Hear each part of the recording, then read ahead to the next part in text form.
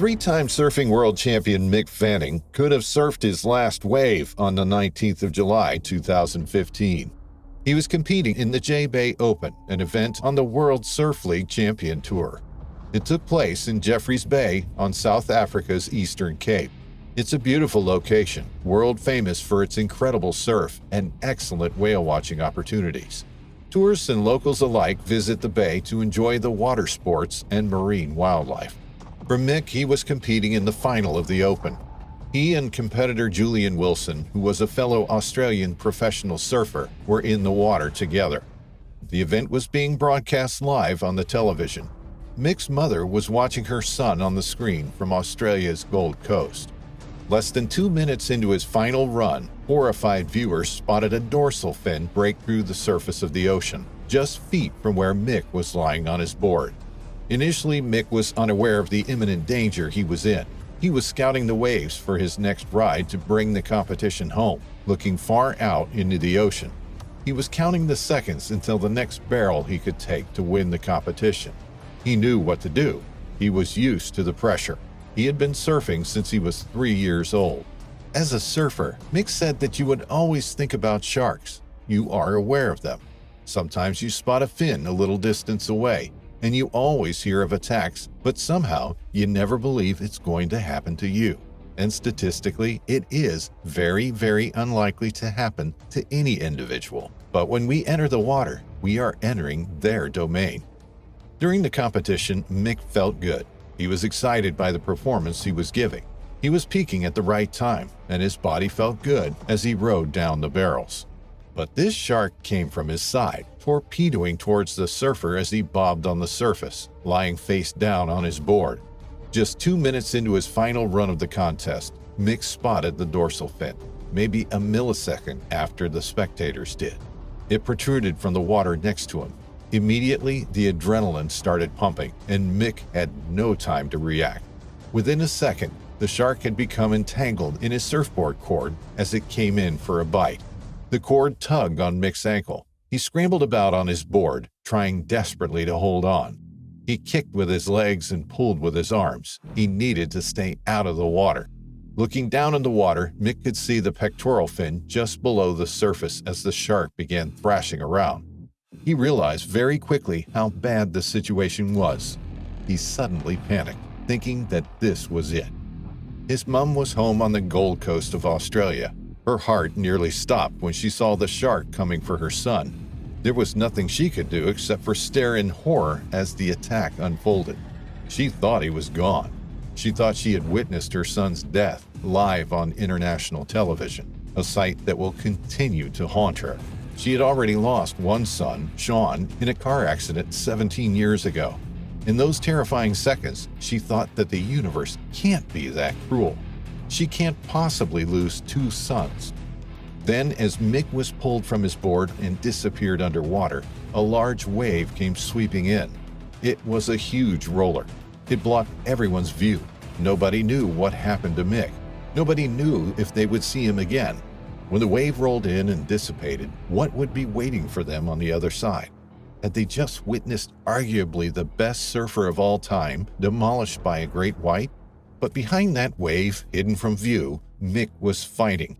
He was fighting for his life. The shark had knocked him off his board and into the water. Stunned, Mick looked around, just feet from his board, to see the shark coming back for him again.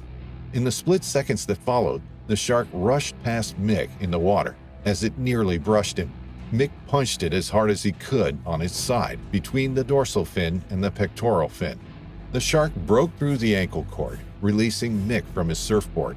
At that moment, Mick made a dash for it. He couldn't ride a wave in without his board. Instead, he swam as fast as he could, desperately trying to make it to the shore and the waiting crowd.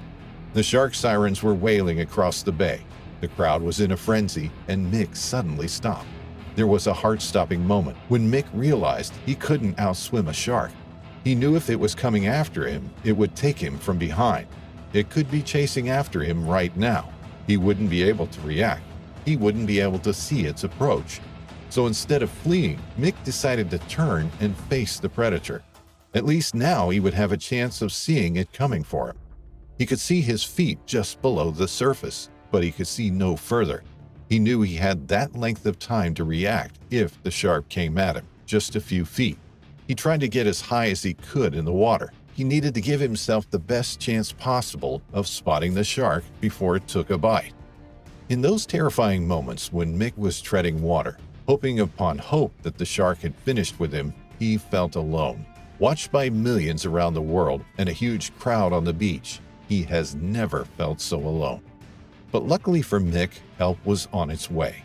His competitor and friend, Julian Wilson, paddled ferociously over to him. But the safety jet skis and boats got there first. They stormed towards Mick, grabbing him and pulling him and Julian out of the water and onto their jet skis, and then into the safety speedboat. Mick was rushed back to shore. The adrenaline that had been surging through Mick now wore off, and when he made it back to dry land and met up with his friends, all with tears in their eyes, the shock of what had just happened began to sink in. It was an emotional end to a long day. The event was called off, and Mick went back to his base to reflect on the events. He fired up the barbecue and sank a few beers with his mates. He and his friends celebrated his survival. It was like a wake for him, but with him there. But it could have been a very different ending. Mick flew back to Australia the next day. He went straight away to visit his mother. It was an emotional reunion. It took him less than a week to get back in the water. He was still shaken from his experience, but he believed that if he didn't get back in the water soon after the attack, that he wasn't ever going to. And surfing had been his life for so long. To give it up after his experience wasn't the ending to his career that he had dreamt of. Ironically and terrifyingly, on his first surf back in the water after the attack, he spotted a fin in the water a short distance away and hurriedly rowed his board back to the beach, where his mother was waiting for him. For a while afterwards, Mick said that he still suffered from nightmares. He says that now, when he enters the water, there is the fear of the unknown. He can't see something like that coming. There is no preparing for such an attack. His mother said that she was anxious but happy for him to return to the water, and Mick said that he'll look over his shoulder more now when he's out there beyond the breakers.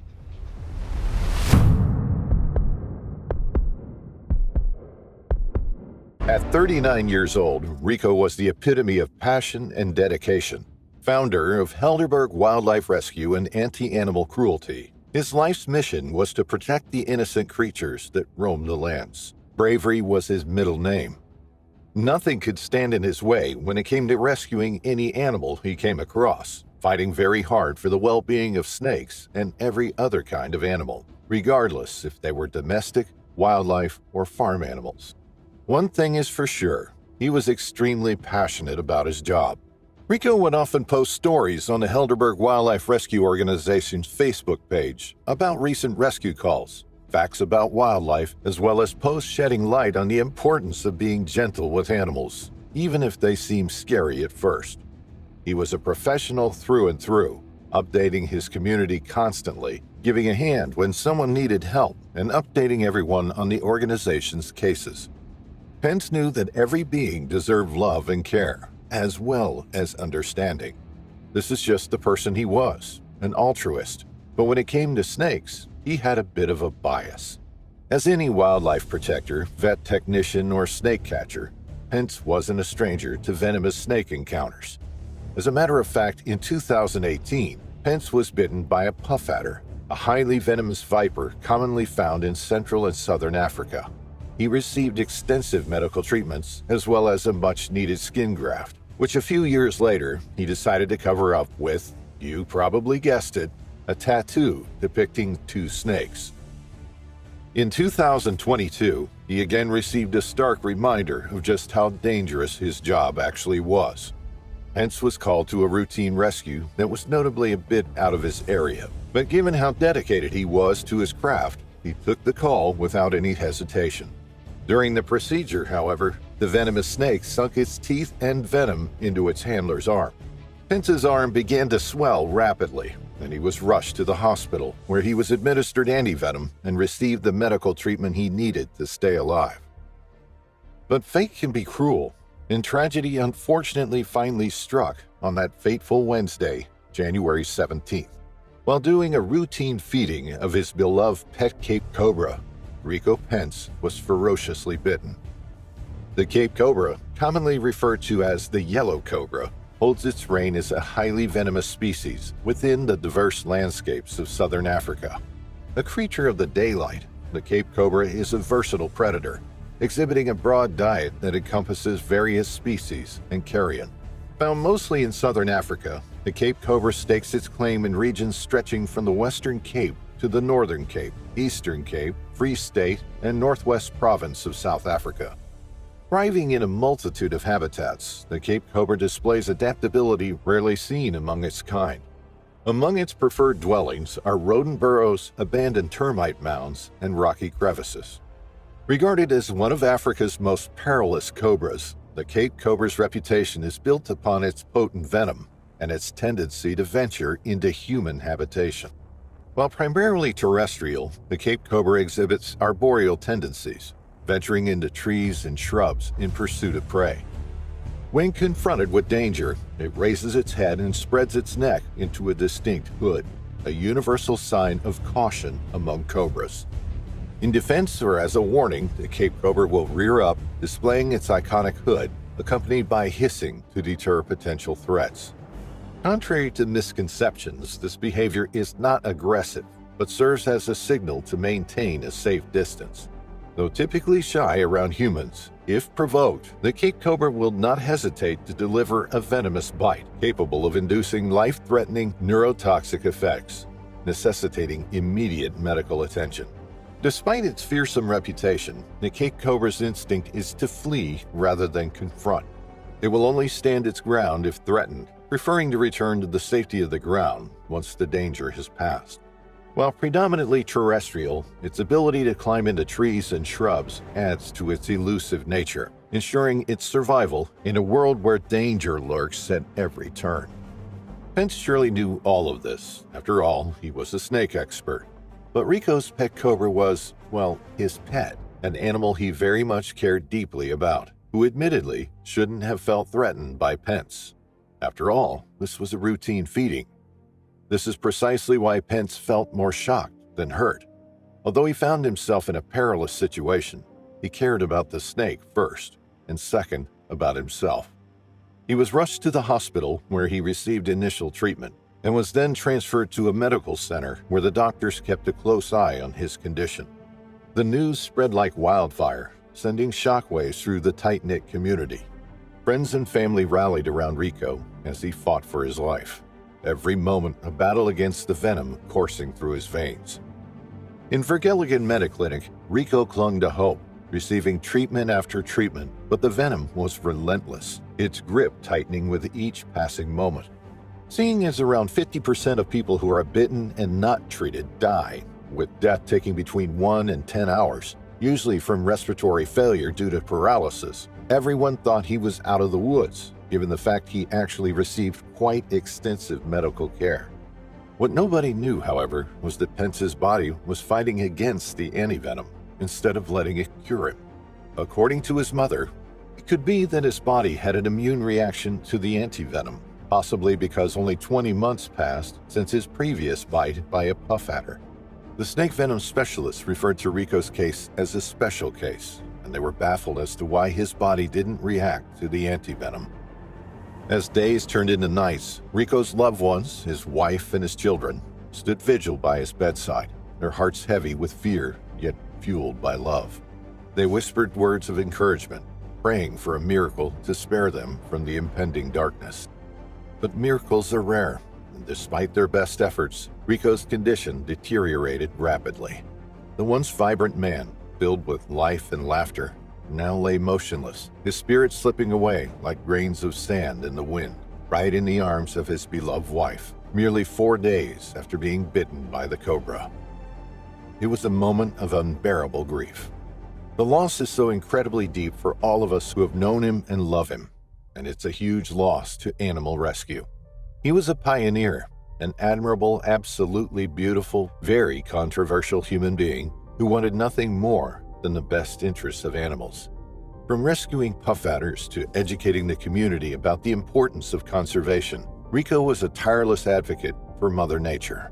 a voice for the voiceless in a world that often fails to understand each animal's impact on the environment. Rico understood that. He knew how important snakes were, how crucial it was to keep them safe, and he believed in his cause up until his last moments.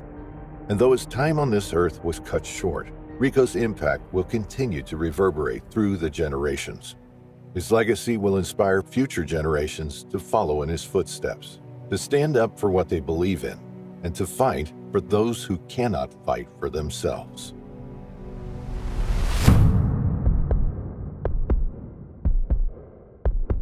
Michael Westwood's day began like any other on his luxury yacht. On the morning of September 7th, he woke up to calm seas and a clear sky, the sun reflecting off the shimmering waters of the Bahamas. The billionaire businessman, known for his love of adventure, had just finished several business deals and was ready to unwind in his favorite way, by diving into the deep blue ocean. Westwood had always been drawn to the ocean. He loved the thrill of diving, exploring coral reefs, and swimming with sea life. But on this day, something far more dangerous was waiting beneath the surface. The captain of the yacht, who knew the waters well, had suggested staying close to the reef, where the fish were abundant and the currents gentle. But Westwood, never one to settle for the ordinary, decided to dive further out, toward deeper water, where the bigger fish and sharks were known to roam. With his high-end diving gear on, he had done this many times before, swimming gracefully through schools of brightly colored fish, his mind free from the pressures of his high-stakes business world. But as he swam away from the reef and into open water, the mood started to change. The sunlight above became dimmer as the water deepened and the lively fish disappeared. In the distance, something large moved, slowly, deliberately, a shadow that sent a shiver down his spine. Westwood stopped, floating in place, his eyes fixed on the approaching figure. It was a great white shark, its huge body gliding silently like a ghost. Westwood had seen sharks before and knew that they usually left humans alone. But this one seemed different. The shark circled him once, then twice, coming closer with each pass. Westwood's heart began to race. He was far from the safety of his yacht, and the shark was clearly interested in him. Slowly, he started swimming back toward the boat, trying not to panic. But before he could cover much distance, the shark attacked. The force of the bite was beyond anything Westwood could have ever imagined. The shark's powerful jaws clamped down on his side, its razor-sharp teeth ripping through flesh and muscle with a sickening ease. The pain was instant, blinding, as if his entire body had been set on fire. Desperation kicked in. He thrashed wildly, trying to free himself, but the shark's grip was merciless. The ocean seemed to close in around him, its vastness now a terrifying prison as the shark dragged him deeper into the abyss. The surface above grew farther away, dimming as his vision blurred. Every breath felt like his last, his lungs burning, his heart pounding. His strength waned, the fight slipping from his body as he was pulled further from life. His once invincible world of luxury and power now meant nothing in the jaws of this relentless predator.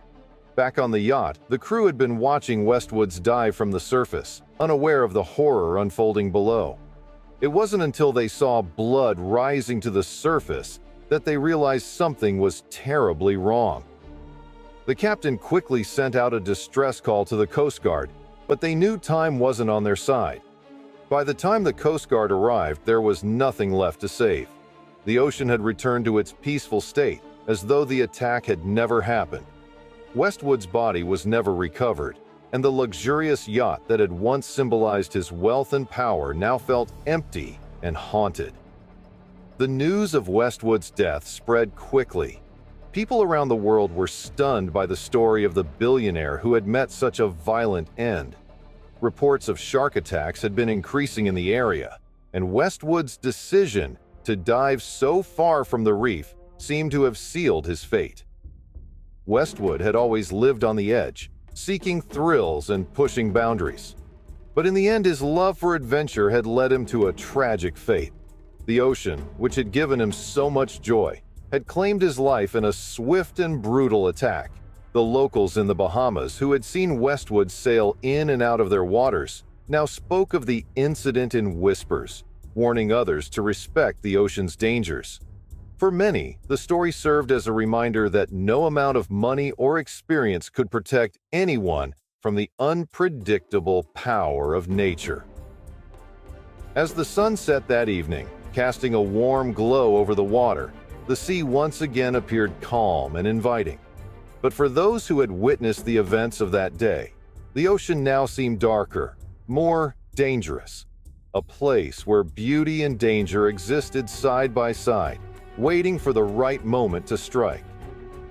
On the morning of May 27, 2024, Robert Cunningham's day began as usual.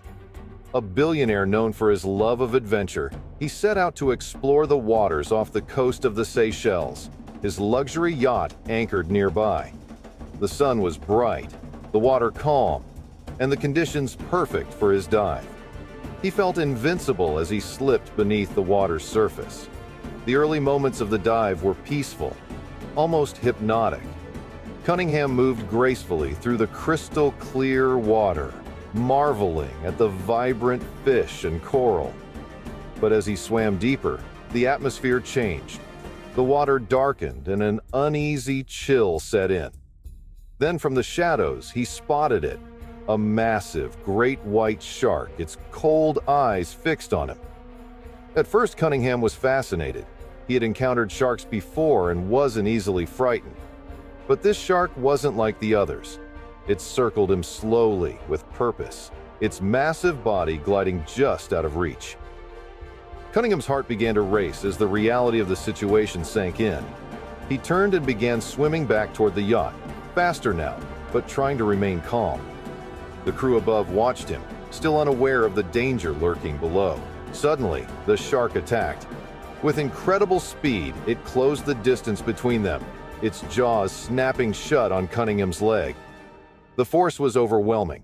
Pain exploded through his body as the shark's teeth tore through his flesh and bone, sending shockwaves of agony. Blood filled the water, turning it into a dark, swirling mass around him. Cunningham fought, kicking desperately, but the shark held on, dragging him deeper into the abyss. The weight of the water pressed down on him, the surface fading further and further away. His muscles burned, and his breaths grew more frantic, but the shark's grip was relentless. He was being pulled into the deep, and there was no escape. Above, the crew noticed the blood in the water. Panic set in as they realized something had gone horribly wrong. Desperately, they sent out a distress signal and prepared the rescue boat. But by then, it was too late. The ocean had claimed him. When the Coast Guard arrived hours later, all they found was the yacht, drifting silently in the water. Cunningham's body was never recovered, and the shark had vanished into the depths. The sea had taken its toll, leaving behind only the eerie calm of the empty ocean. News of Cunningham's death spread quickly, making headlines worldwide. The once invincible man, with his wealth and power, had been reduced to another tragic story of nature's unpredictable fury. The luxury of his life meant nothing in the face of the untamed ocean. He had chased adventure until it cost him everything. The locals whispered of the attack, warning others to respect the ocean's dangerous creatures. The Seychelles, once a place of paradise for Cunningham, had become the site of his final chapter. For those who had witnessed his last day, the ocean now seemed more terrifying, its beauty hiding a deadly force beneath the waves. The water, calm and inviting, had swallowed another man whole, leaving nothing behind but a trail of red and the ghost of a life cut short.